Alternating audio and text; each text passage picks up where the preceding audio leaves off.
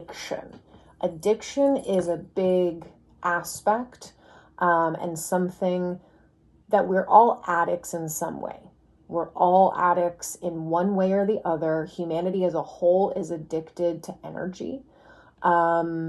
So, we have to be aware of that.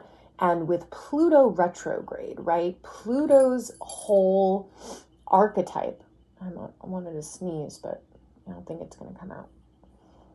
Pluto's whole archetype is the longer you hold on to something and you don't release it, the harder it's going to be for you. I will always share Pluto and Scorpio's archetypes are nothing is permanent. Nothing is permanent. Everything is constantly going through a cycle of release and then receiving, right? We have to release things in order to empty our cup so that the cup can be filled. If we hold on to old things, we have no space for new things. And so with Pluto's retrograde, Pluto's not only about letting go, letting something die, on an energetic level in order to rebirth into something new, but it's also about power, empowerment. We are disempowered when we give our power away to external things.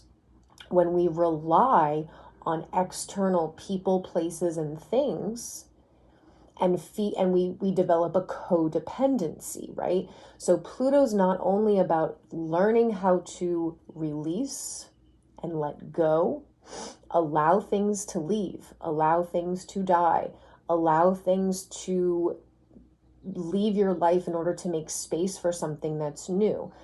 But in a deeper sense as well, Pluto is about regaining your empowerment where you no longer rely on external people, places, and things to fill your cup, right? So that's why Pluto's such an intense archetype, and Scorpio being such an intense archetype, because it's all the painful stuff. As humans, we've been taught that losing someone, something is painful. Loss, the word loss always entails this, like, it automatically gives you this, this interpretation of you've lost something, and so there's now a space that is empty and needs to be filled, right? And so typically what happens as human beings is that we interpret loss as a bad thing. We want to hold on to everything, everyone, everything, and we don't understand that being an empty cup is the fastest way to receive. If your cup is constantly overflowing, and I mean that we of course want our cups to be overflowing because then we're in a constant state of giving as well, right? But there are cycles to life.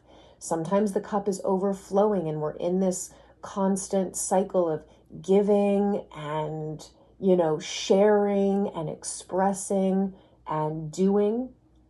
And then we have to go through cycles where the cup becomes empty again to refill once more. But we tend to view those periods of time as something negative. So what happens is when we lose a person, place, thing, something in our lives, we immediately want to fill that with something else. Being empty is uncomfortable because that is the void space. So this plays in a lot with addiction. I would say that Pluto and Scorpio would be the rulers of addiction for that reason, because what is addiction? In essence, addiction is two parts.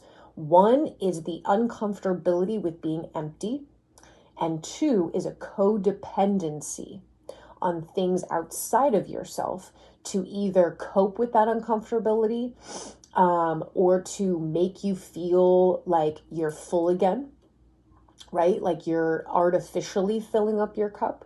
And it's an attachment.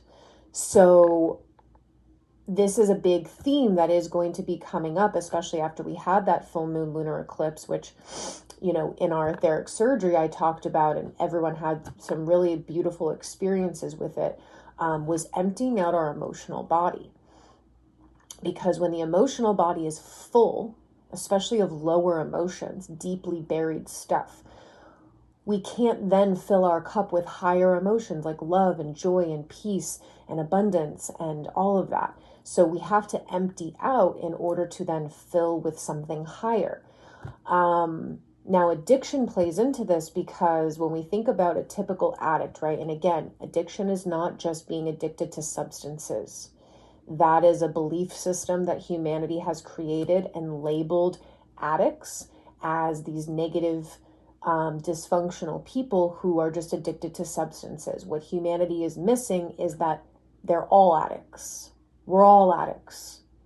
There is no one box or label to put on an addict. Everyone is a fucking addict all the way around.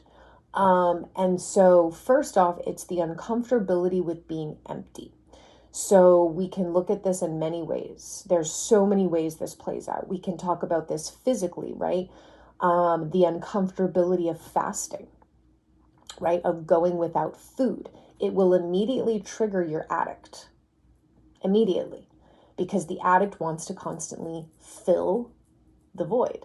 It doesn't want to feel the void, because the void is unknown. The void is uncomfortable. The void is being present. So a lot of people cannot go without food. It would trigger them. It would trigger all their addictions. So being empty, right, is the feeling of being hungry. And we immediately want to fill it.